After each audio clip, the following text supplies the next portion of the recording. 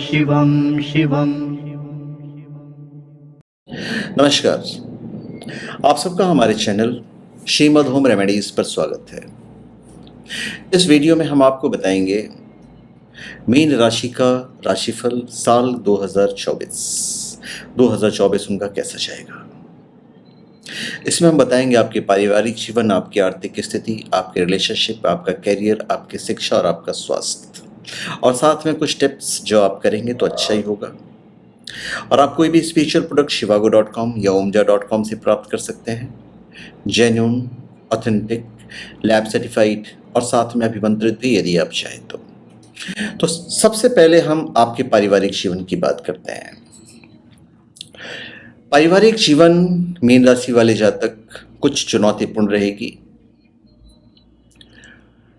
देवगुरु बृहस्पति आपके दूसरे भाव में रहकर पारिवारिक समस्याओं को दूर करने में मदद करेंगे और कुटुंब के लोगों से आपका सामंजस्य बेहतर रहेगा। आप अपनी प्रभावशाली और अच्छी वाणी से लोगों का दिल जीतने में कामयाब रहेंगे। शुरुआत में परिवार के सदस्यों के बीच कुछ बातों को लेकर नोकझोंक होगी, लेकिन समय रहते सुलझ जाएगी। तो धीरे धीरे करके सब कुछ ठीक हो जाएगा और सभी के बीच आपसी प्रेम में बढ़ोतरी होगी। यदि आपके भाई या बहन में से किसी के रिश्ते की बात चल रही है तो उनका रिश्ता ही पक्का हो सकता है। उसके बाद बहुत सारी बातें आपको भूलनी भी है जो आपको किसी ने कही है। किसी की बात आपको बुरी लग जाए तो उसे अवॉइड करना है, क्योंकि इससे रिश्ते प्रभावित होंगे। आपका व्यवहार थोड़ा सा उग्र रहेगा, चिड़चिड़ापन हो सकता है, तो यहाँ पे आपको संयम बरतना है। आपको अपने पारिवारिक जीवन को मधुर बनाने के लिए बहुत प्रयास करने होंगे, नहीं तो इस वर्ष अपनों से मनमुटाव हो सकता है। माता जी को स्वास्थ्य समस्याएं परेशान कर सकती है, लेकिन वर्ष के मध्य से यानी कि जून के बाद से स्थिति ठीक होने लगेगी और उनके स्वास्थ्य समस्या में भी कमी आएगी। भाई बहनों से आपके संबंध सकारात्मक रहेंगे और वे यथासंभव आपकी मदद करते रहेंगे। आपको भी समय समय पर उनके बारे में विचार करना होगा और वर्ष के अंतिम महीनों में अत्यधिक व्यस्तता के बावजूद आपको अपने परिवार और उनकी ज़रूरतों का ध्यान रखना पड़ेगा। इसी से आप अपने अच्छे पारिवारिक जीवन का लुत्फ उठा पाएंगे। आप शनि की 7.5 के मध्य चरण में रहेंगे, इसलिए ज़्यादा अच्छे परिणामों के लिए आपको बेहद मेहनत करनी पड़ेगी। कई बार आपको लगेगा कि भाग्य आपका साथ नहीं दे रहा है, लेकिन 7.5 में धैर्य और मेहनत ही आपके सच्चे दोस्त हैं, ये आपको समझना होगा। इस साल चिकित्सा, कोर्ट कचहरी या बच्चों की ज़रूरतों पर अनावश्यक पैसा खर्च हो सकता है। आपकी सेविंग्स कम हो सकती है। पूरे साल राहु आपको भ्रम में भी रखेंगे। आपकी राशि के कारण आपका स्वभाव भी द्विस्वभाव है। रिश्तेदारों में से किसी की दुर्घटना भी होगी और उनके जीवन पर संकट आ सकता है। नवंबर के माह में घर में बड़ा धार्मिक अनुष्ठान होने के संकेत है। पारिवारिक माहौल धार्मिक रहेगा और सभी आपसे प्रसन्न भी दिखाई देंगे। अब हम आपकी आर्थिक स्थिति के बारे में बात करेंगे, आपकी वित्तीय स्थिति के बारे में। देखिए, वित्तीय तौर पर यह वर्ष उतार चढ़ाव से भरा रहने वाला है। आपके खर्चों में बढ़ोतरी होगी।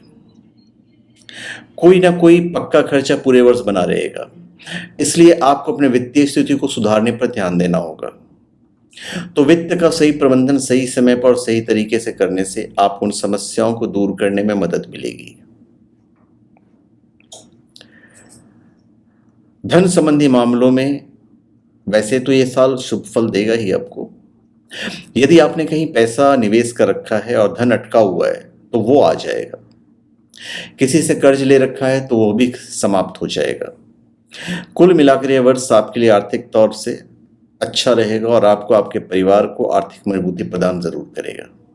हालांकि आपको इसी के साथ साथ ये भी ध्यान रखना होगा कि आप या आपके परिवार का कोई सदस्य उत्साह में आकर परिवार की स्थिति को दूसरों के सामने सार्वजनिक करने से बचें, अन्यथा यह लाभ हानि में भी बदल सकता है। साथ ही रात में सोते समय घर की खिड़कियां और दरवाजे अच्छे से जांच लेंगे तो यह आपके लिए बेहतर होगा। वित्त का सही प्रबंधन सही समय पे कीजिएगा। हालांकि देवगुरु बृहस्पति दूसरे भाव में रहकर बहुत हद तक आपकी मदद करेंगे, लेकिन फिर भी आपको वर्ष के मध्य में कुछ चुनौतियों का सामना तो करना पड़ेगा और बड़ी वित्तीय अस्थिरता के शिकार हो सकते हैं। अगस्त के बाद से एक बार पुनः आपके वित्त की स्थिति अच्छी होने के कारण आप उस पर ध्यान देंगे और कुछ नई योजनाओं को अमल में लाते हुए वित्तीय तौर पर सुदृढ़ होने में आप सफल हो सकते हैं। मीन राशि के जातक, ग्रह नेपच्यून की मीन राशि में अपना गोचर जारी रखने के साथ यह वर्ष उनके स्वयं के साथ और उनकी आध्यात्मिक मान्यताओं के साथ संबंध को गहरा करने के अवसर ला सकता है। आपको यह चीज याद रखना होगा कि खुशी व्यक्ति परक है और व्यक्ति दर व्यक्ति भिन्न हो सकती है। हमेशा इन बातों का आपको ध्यान रखना पड़ेगा। कैरियर की जहां तक सवाल है, जैसे कि मैं बात कर रहा हूं, तो भाई कैरियर पे आपको ध्यान देना होगा। गवर्नमेंट सेक्टर से भी कोई बड़ा पद प्राप्त हो सकता है।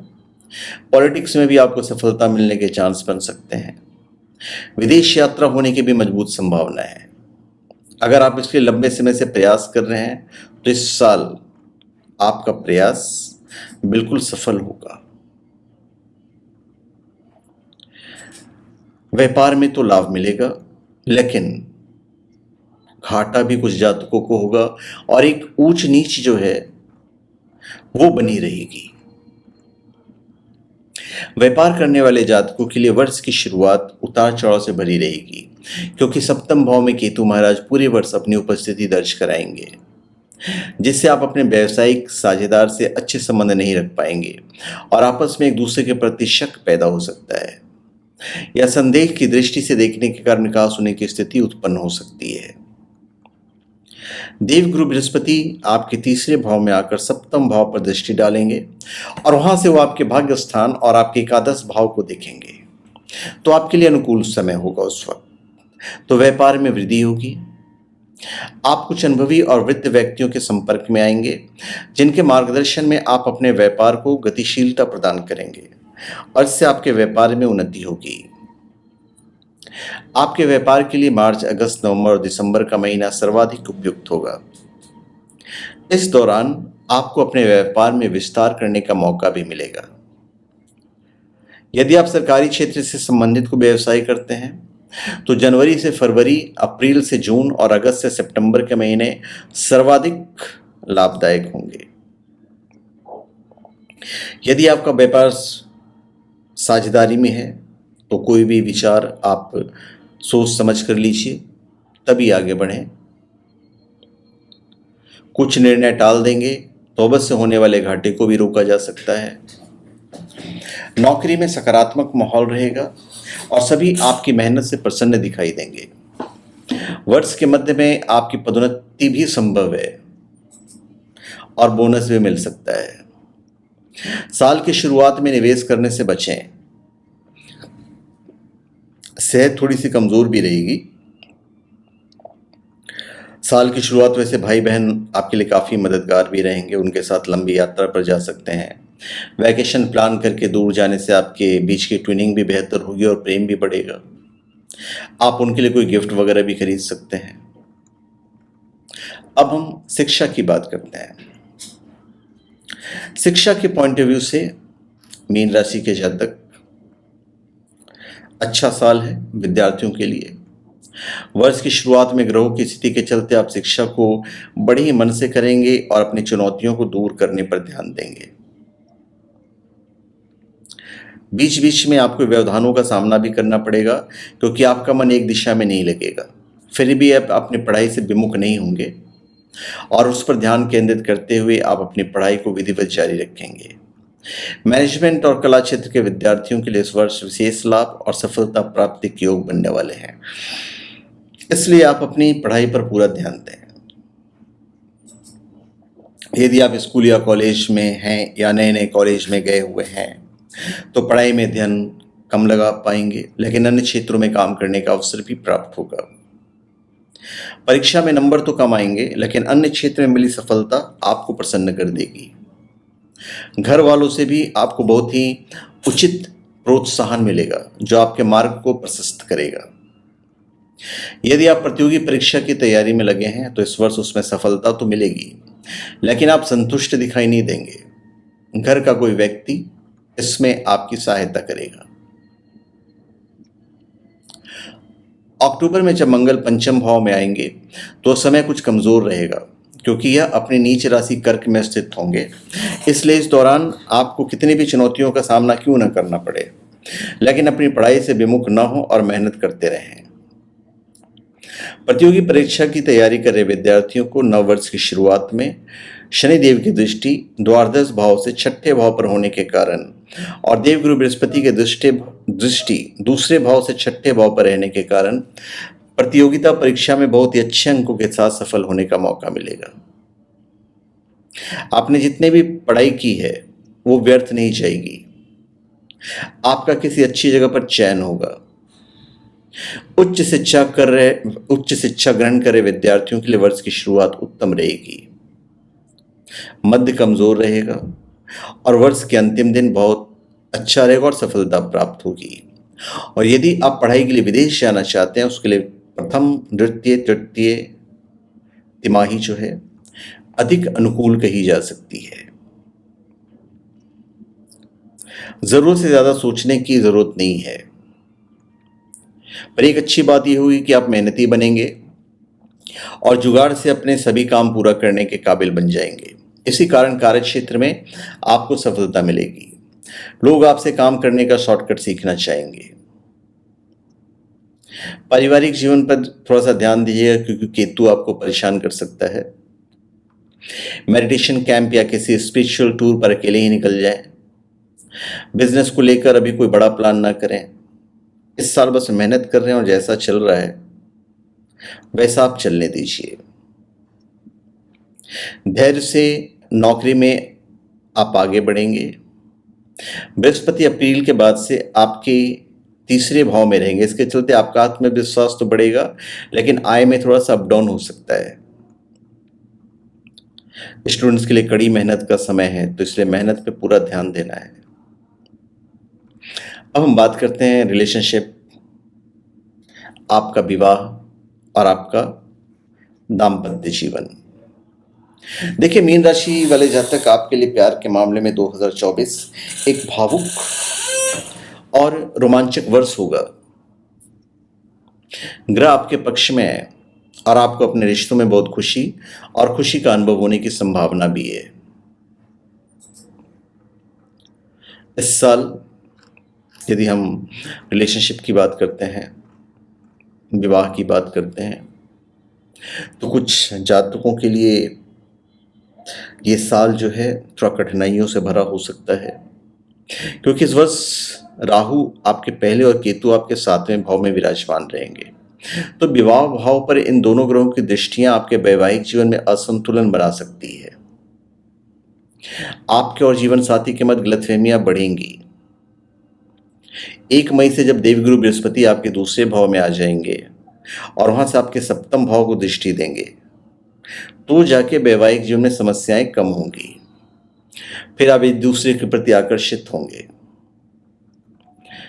तो विवाह संबंध को निभाने के लिए दिल से प्रयास कीजिए, सब अच्छा होगा। निजी संबंधों में कुछ रुकावटें भी आएंगी, तो इसलिए एक दूसरे को भरपूर समय दें। एक दूसरे की समस्याओं को सुनकर उनकी मदद करें। यदि आप अविवाहित हैं तो आपके कई नए और दिलचस्प लोगों से मुलाकात होने की संभावना है और आपके पास फ्लर्ट करने और मौज मस्ती करने के बहुत सारे अवसर आएंगे। वर्ष के शुरुआती महीनों में ग्रह प्यार के लिए विशेष रूप से अनुकूल है, इसलिए अपने आप को उस वक्त के लिए तैयार रखिएगा। इस वर्ष उत्तरार्ध में आपके विवाह के प्रबल योग बन सकते हैं। देवगुरु बृहस्पति की कृपा दृष्टि से आपकी शादी हो सकती है और आपके घर में शहनाइयां गूंज सकती है। विवाहित जातकों के लिए तो मार्च से अप्रैल के अंत तक का समय अनुकूल है ही, तो इस दौरान रिश्ते में कुछ रोमांस भी होगा। इसके बाद ऐसा ही अवसर अगस्त से सितंबर के बीच आएगा। अपनी समस्याओं को अपने रिश्ते पर हावी होने से रोकेंगे तो सब ठीक हो जाएगा। यदि आपका विवाह को 1 वर्ष से कम का समय हुआ है तो ये वर्ष आप दोनों के लिए आनंददायक भी रहेगा। ससुराल वालों को पूर्ण सहयोग मिलेगा। किसी के प्रति आकर्षण का भाव आएगा, लेकिन वो ज़्यादा समय तक नहीं रहेगा। यदि आपका अपने प्रेमी के साथ किसी बात को लेकर मतभेद चल रहा है तो इस वर्ष की शुरुआत में सुलझ जाएगा और दोनों के बीच आपसी समझ और बढ़ेगी। घर में किसी को आपके प्रेम के संबंधों के बारे में पता भी चलेगा, इसलिए थोड़ा सा सावधान रहें। अब हम स्वास्थ्य की बात करते हैं। देखिए, इस वर्ष आपको अपने दिनचर्या को सही और संतुलित तरीके से आगे बढ़ाना होगा, क्योंकि राहु की आपकी राशि में उपस्थिति आपको कुछ हद तक अपने स्वास्थ्य के प्रति लापरवाह बनाएगी और इससे आपका स्वास्थ्य बिगड़ सकता है। तो यदि आप सुरक्षित रहना चाहते हैं, तंदुरुस्त बने रहना चाहते हैं, तो अच्छी आदतों को अपनी दिनचर्या में शामिल करें। अच्छा और सुपाच्य भोजन करें और ध्यान, योग और शारीरिक अभ्यास करते रहें। इससे आपका स्वास्थ्य अच्छा रहेगा। फरवरी मार्च के महीने में आपको पेट से संबंधित समस्याएं परेशान करती रहेंगी, तो इससे बचने के लिए सुबह के समय 2 गिलास गर्म पानी पीने की आदत आप बिल्कुल डाल लीजिए। घर का बना पौष्टिक आहार ही आप ग्रहण करें, जो आपके लिए फायदेमंद रहेगा। बाहर का खाना बिल्कुल बंद करें और स्वास्थ्य को लेकर सचेत रहें। जुलाई महीने में किसी बात को लेकर चिंता रहेगी, लेकिन आप किसी से साझा नहीं कर पाएंगे, जिस कारण वो समस्या और बढ़ जाएगी। ऐसे में किसी मित्र के साथ उसे साझा करेंगे तो बेहतर रहेगा। तो हेल्थ पे थोड़ा सा ध्यान दीजिएगा, क्योंकि ज़्यादा कुछ तो नहीं, थोड़ा सा उतार चढ़ाव होता ही है, लाइफ में होता रहता है। थोड़ा सा स्वास्थ्य जो है, चूँकि पूरे वर्ष राहु की उपस्थिति और सप्तम भाव में केतु का विराजमान होना आपके स्वास्थ्य के लिए थोड़ा सा अनुकूल ज़्यादा नहीं रहता है। इसलिए आपको किसी भी तरह की शारीरिक समस्या से बचने के लिए विभिन्न प्रकार के बचावों पर ध्यान देना होगा, जैसे आँख की समस्या, पैरों में दर्द, एड़ी में दर्द, चोट, मोच, ऐसी जो समस्याएं, यहाँ पे आपको अलर्ट रहना है। नेत्र पीड़ा और आँख से पानी बहना जैसी समस्या आपको परेशान कर सकता है, तो इन सब चीज़ों पे आपको ध्यान देना है। पहले की गई मेहनत का भी एकदम से आपको पॉजिटिव रिजल्ट दिखेगा ही, ऐसी सोच आप मत रखिएगा, क्योंकि ऐसा उम्मीद कम है राशि अनुसार। बस आपको मेहनत करते रहना है, इसका ध्यान रखना है। अब हम आपके संतान की बात करते हैं कि भाई आपके संतान का कैरियर किस ओर जाएगा। तो भाई आपके संतान के लिए वर्ष की शुरुआत तो बहुत अच्छी है। वो अपने क्षेत्र में उन्नति करेंगे, उनका साहस बढ़ा रहेगा और पूरे आत्मविश्वास के साथ जो भी काम करेंगे उसमें उन्हें सफलता मिलेगी। फरवरी से मार्च के बीच उन्हें स्वास्थ्य समस्याएं और फिर वर्ष के अंतिम महीने में अक्टूबर से दिसंबर के बीच स्वास्थ्य समस्याओं के कारण वो कुछ परेशान हो सकते हैं। बीच के महीनों में यानी कि अप्रैल के बाद स्थितियों में सुधार होगी। संतान को इस वर्ष बाहर जाने का मौका भी मिलेगा। अब हम बात करते हैं आपके संपत्ति और वाहन की। तो किसी प्रकार की अचल संपत्ति खरीदने के लिए उपयुक्त समय है वर्ष की जो शुरुआत में। संपत्ति कारक ग्रह मंगल और सूर्य की दृष्टि आपके चतुर्थ भाव पर होने से आप कोई बड़ी संपत्ति खरीदने में कामयाब होंगे और ये संपत्ति आपको आर्थिक लाभ भी प्रदान करेगी। वैसे जनवरी, मार्च, जून से जुलाई, अक्टूबर, नवंबर के महीने संपत्ति के क्रय विक्रय से आपको अच्छा लाभ मिलेगा। यदि आप कोई वाहन खरीदना चाहें तो इसके लिए जनवरी, अप्रैल और जून तथा नवंबर के महीने बहुत ही उपयुक्त रहेंगे। अब हम उपाय की बात करते हैं। तो भाई अपने जन्मदिन या अन्य अवसरों पर शनि शांति पूजा करवाते रहें। हर महीने रुद्राभिषेक पूजा आपके कार्यों में लाभ देगी। हमारे ज्योतिषियों से अपनी कुंडली के दोष जानें और उनकी आप शांति भी करवा सकते हैं, जिसे मैं जनरली अवॉइड करता हूँ। आपको जो भी पूजा करनी है आप खुद कीजिए, खुद मंत्र पढ़िए, ये आपके लिए सबसे ज़्यादा अच्छा रहेगा।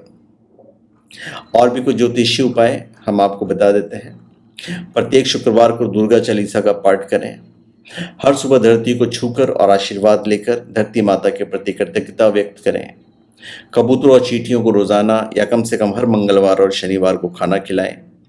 कल्याण के लिए हर दिन या कम से कम रविवार को आदित्य हृदय स्तोत्रम का पाठ करें। आपके लिए शुभ रंग होगा काला इस साल और लकी नंबर होगा 7। चलते चलते एक दो उपाय और बता देते हैं। बुधवार के दिन सायंकाल में किसी मंदिर में काले तिलों का दान कीजिए। उत्तम गुणवत्ता वाले रत्न हो सके पुखराज तो बृहस्पतिवार के दिन धारण करें, पर ज्योतिष से पूछकर। आपको देवगुरु बृहस्पति का बीज मंत्र का जाप करना है।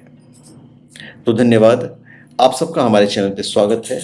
आप हमारे चैनल पे सब्सक्राइब करें और अपने कमेंट दीजिए। धन्यवाद।